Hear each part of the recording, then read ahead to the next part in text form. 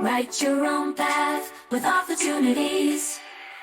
Hello, everybody, and welcome to another extra. I'm super excited today because we are with Bree Buonomo. I love her last name, by the way. That is the coolest last name. And we are going to hear more helpful, super secret tips and not so secret tips about how to succeed as an author. So, welcome, Bree. Go ahead and introduce yourself and who you are as an author. Absolutely. Hi. Thank you so much for having me. As said, I'm Bree Buonomo, and I am a mental health counselor by day, and at night I am a fantasy and horror writer. My work has been featured in the Stygian Society as well as in Havok, and I also publish poetry under the pseudonym Bea Lapka, and I have a few poems published in the Reclaim the Light Anthology through Beyond the Veil Press. Awesome. And you've been obviously you have experience. Now that you do have experience, what do you kind of wish every writer knew? Like, what are some of the things that you think that people could, instead of learning this the hard way, learn it from the beginning? I definitely think one of the things that I wish I knew is that, like, two things actually, is one, feedback is important and it's gonna challenge your ego. And two, rejection does get easier. I've been submitting a lot of short stories lately. I've also queried 3 times, and as far as novel writing goes, have not been successful with queries. So the more I get rejected, the more I'm just kind of like, all right, next time is going to happen. And when I first started all this journey, I always thought I wanted to fight everybody with their criticism, even though it was probably valid.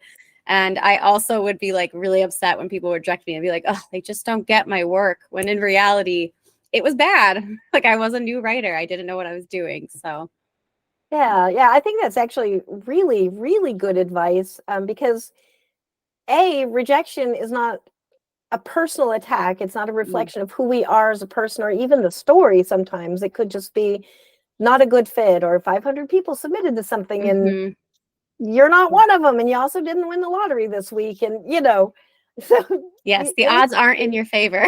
Yeah, exactly. But also just to have that openness to the feedback, I think it helps a lot. I know, of course, I had no idea what passive voice was when I did my first novel. Yes. And then, somebody pointed it out, and I was like, really like puzzling, like, what do you mean? Oh, click, click, click, and now I know when to watch out for it, though, because I notice when I'm telling something that's important to me, I flip into passive voice. And I think it's because I don't want to mess this up. So it's like a hesitancy, a fear of getting it right. Yeah. Yeah. So, but yeah, I would still be writing in passive voice. I guess probably wouldn't really be published if I kept doing that. But exactly. There you go. Yes. Yeah. You learn. And I think, like, honestly, throughout this too, like, you're going to keep learning every time you write something new, every time you get feedback, every time you submit. I literally just learned something new this week, and I've been writing for 10 years now. And that was the difference between an M dash and an N dash. And I was like, what do you mean an N dash? Yeah. So that was feedback I got, that it's like, you really need this instead. And I was like, so I had to look it up. I didn't know, never even heard of it. Oh, that's awesome. I'm actually one of those geeky people that loves learning about that stuff. And yeah, when I learned about the M dash, it's called the M dash because it's the length of an M.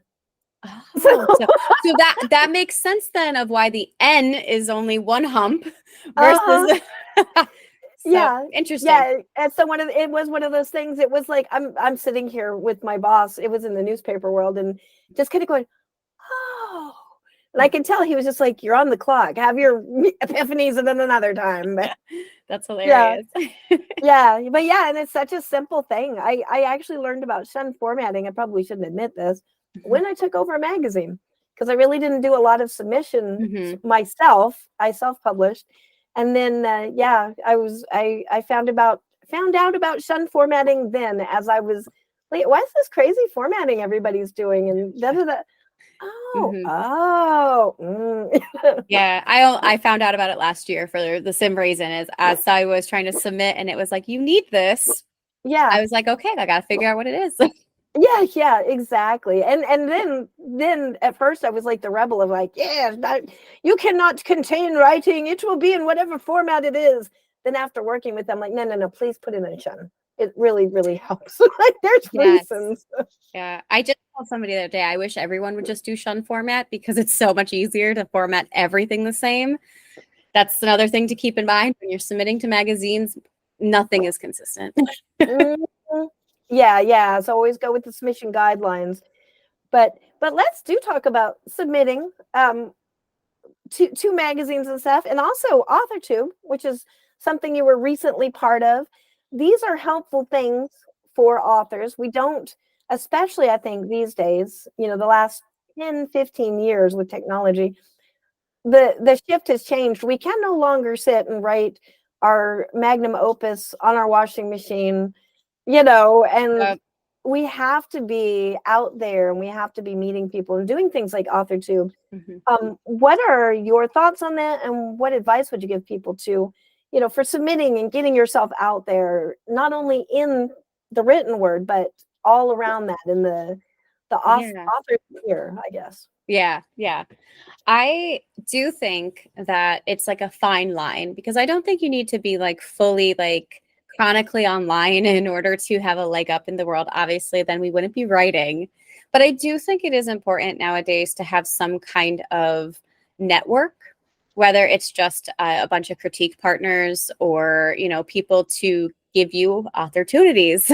Like it's really good to know what's out there. And so being at least aware of the author sphere is important, whether or not you have an AuthorTube channel or an AuthorGram or Author Talk. You don't necessarily need them as long as you're watching them all the time. And Mm-hmm. that's I ended up getting into the sphere partly because of Bookstagram back in 2016. So I had always thought like I really wanted to be online myself. Like I wanted to do YouTube, but didn't know where to start. And then in 2016, I got on Bookstagram and started seeing like there's this whole community of people posting about books.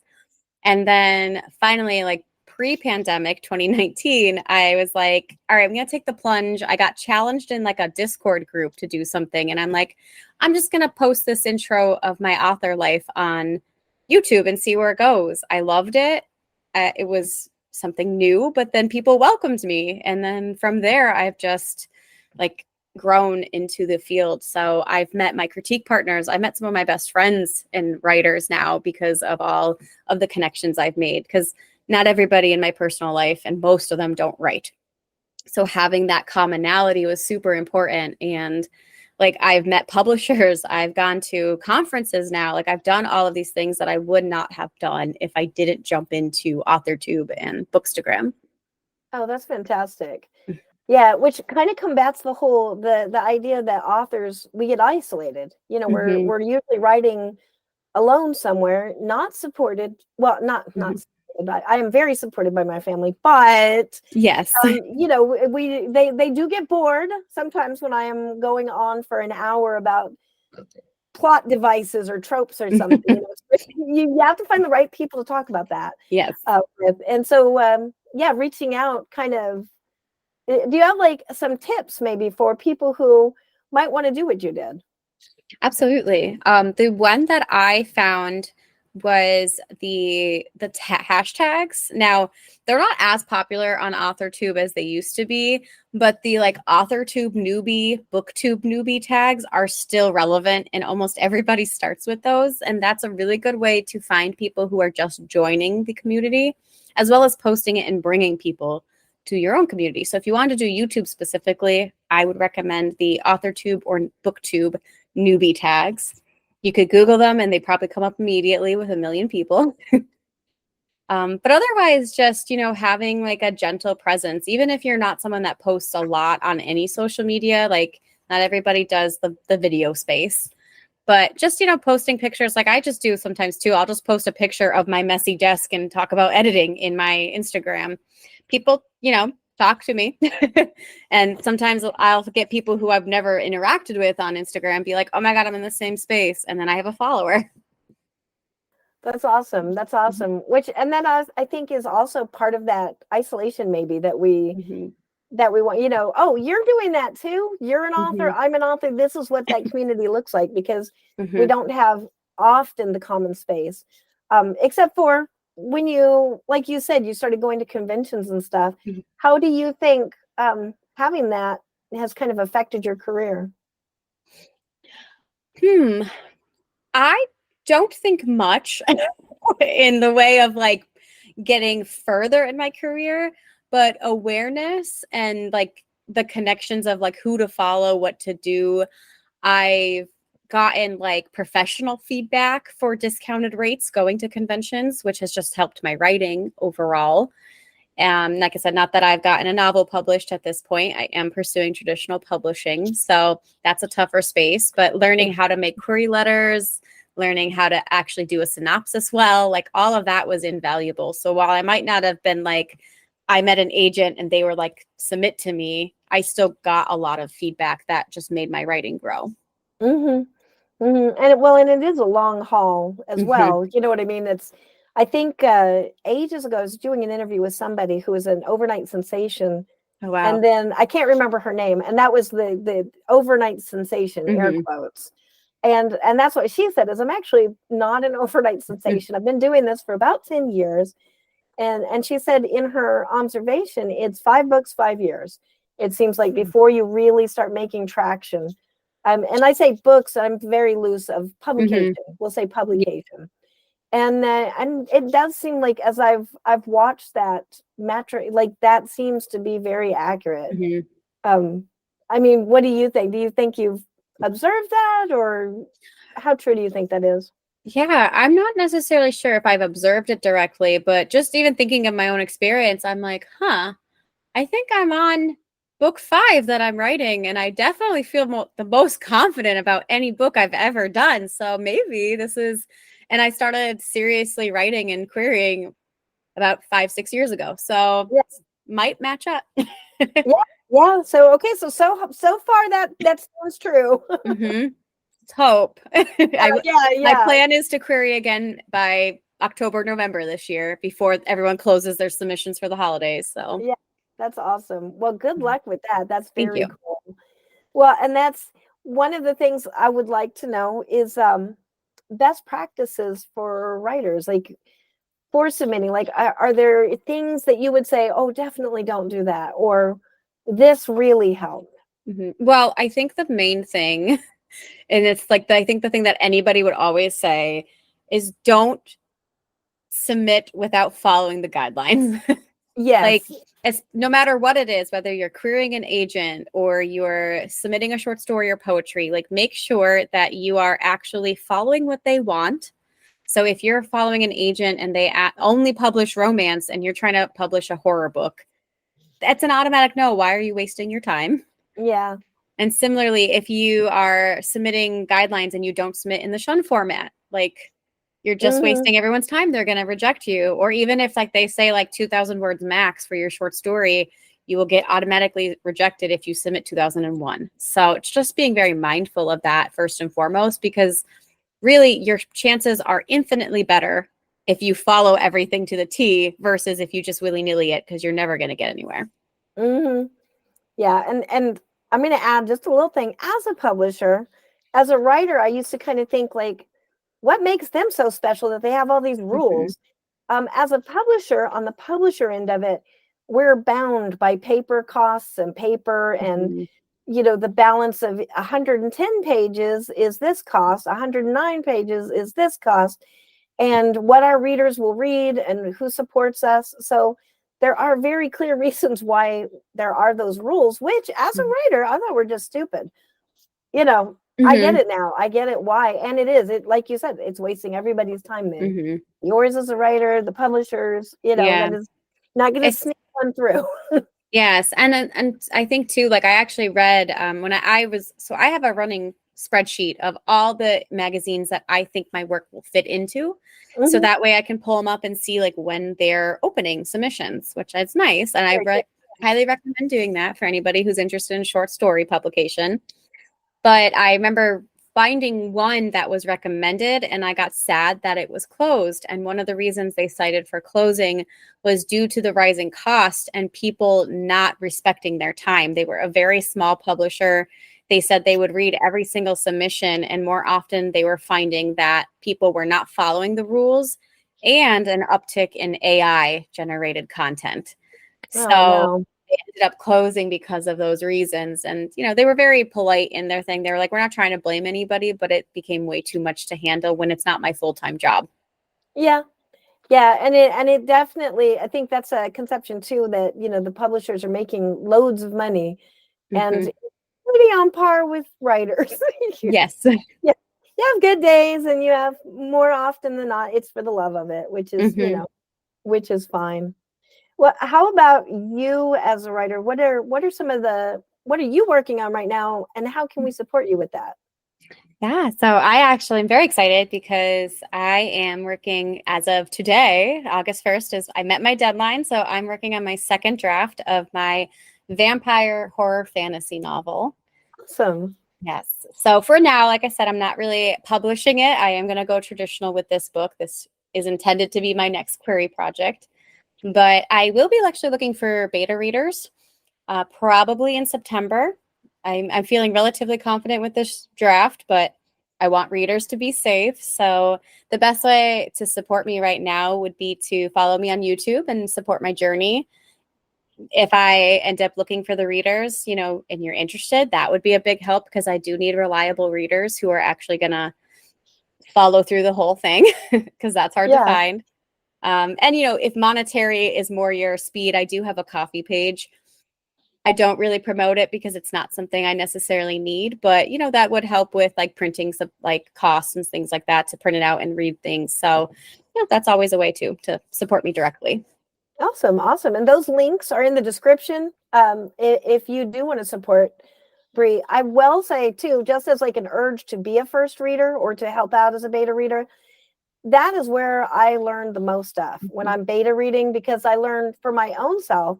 Oh, this works really well. Oh, that didn't work. Oh, Bree did this. I love how she did this. I'm not going to copy it, but it Mm-hmm. opens up a new thought of how I can do something, too. So I think beta reading and slush reading is awesome, Mm-hmm. especially when you're getting, but even like no matter how experienced you are, you're going to find new ideas, new thoughts, new way of, you might learn what Shen formatting is, late in the game, Yes. like 7 years into it. Oh,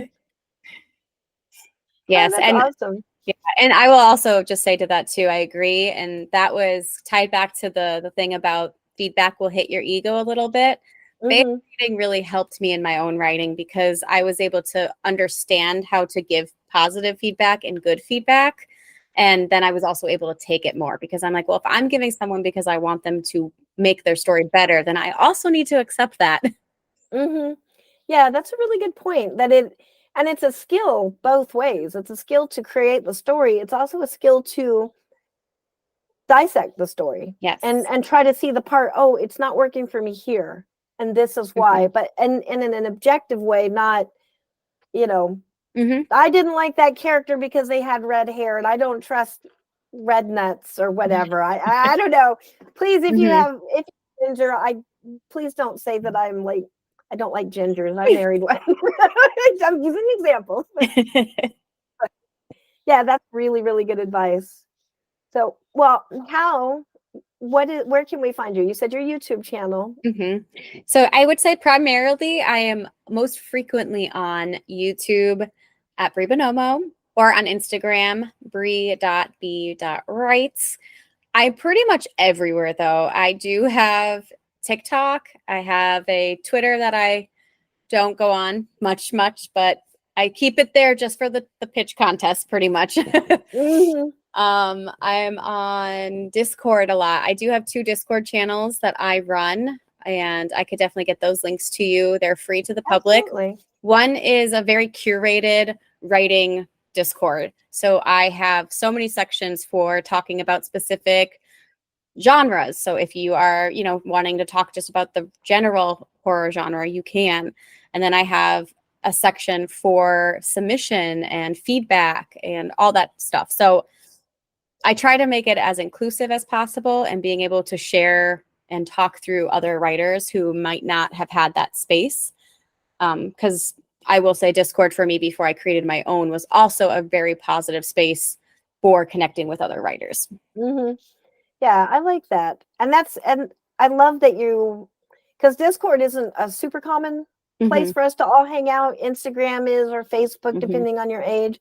But you're reaching people where they are. You know, a lot of us I have way too many Discord channels that I belong to, but I've never started one for myself, but yeah. And there's people that love Discord. So yeah, I am one of them. I use Discord all the time to the point where my friends get annoyed because they'll be like, let me send you a Streamlabs link. And I'm like, why are you just jumping Discord? I already have the app.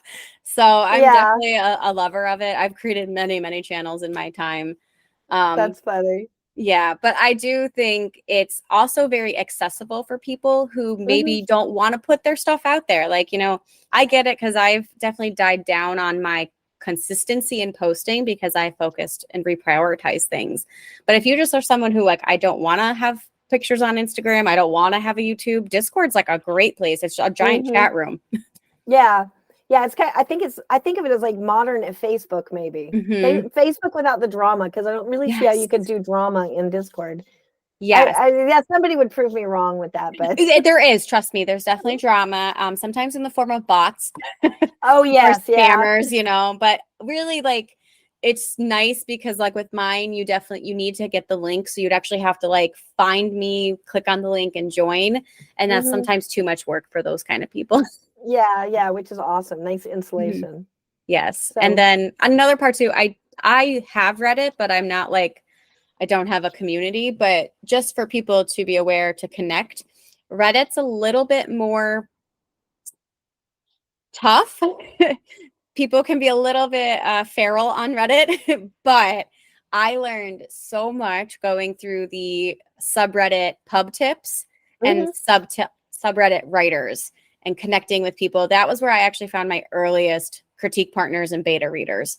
Not that they lasted, but I learned a lot. And pub tips in particular was great for my query letter because they have like a rule where you can post up your query letter and you could do it up to 3 times.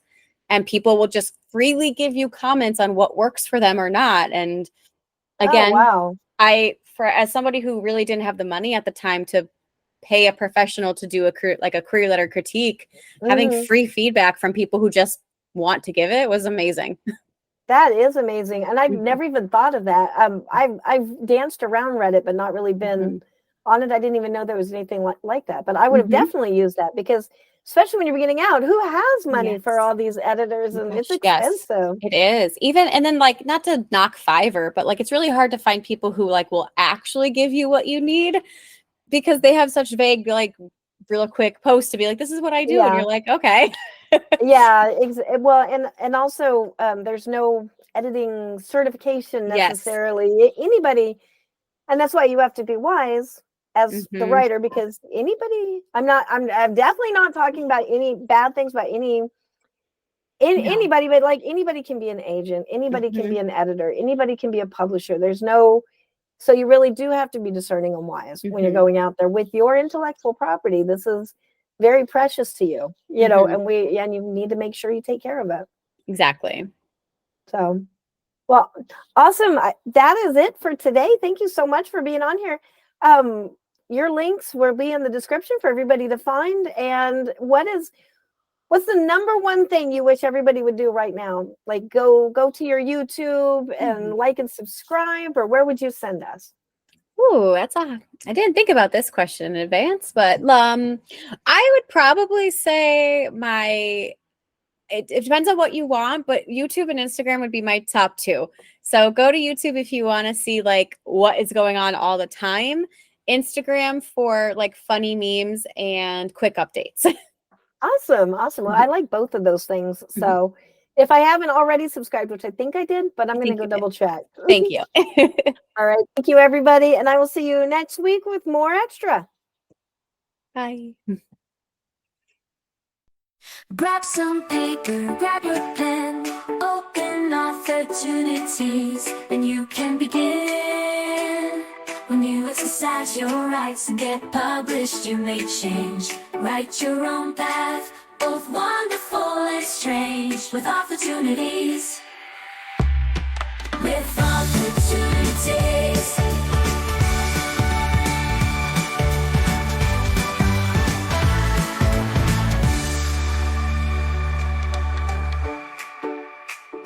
With opportunities. Write your own path, both wonderful and strange, with opportunities. With opportunities.